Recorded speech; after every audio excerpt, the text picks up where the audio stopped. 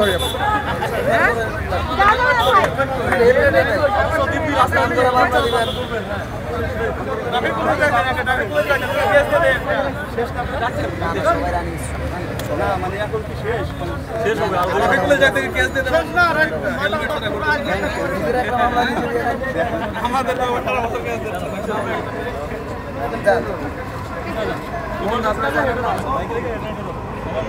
দর্শক আপনারা দেখতে পাচ্ছেন শিক্ষার্থীদের তোপের মুখে পুলিশের বাইকটি কিন্তু পিছে সরে যাচ্ছে এবং পুলিশের কাছে শিক্ষার্থীদের প্রশ্ন ছিল সাধারণ মানুষ যখন হেলমেট ছাড়া বাইক চালায় তখন তাদেরকে মামলা দিয়ে দেওয়া হয়, পুলিশের মাথায় হেলমেট ছিল না, এই প্রশ্ন করায় কিন্তু পুলিশ কোনো সদুত্তর দিতে পারেনি এবং শেষ পর্যন্ত পুলিশ চলে গেছে।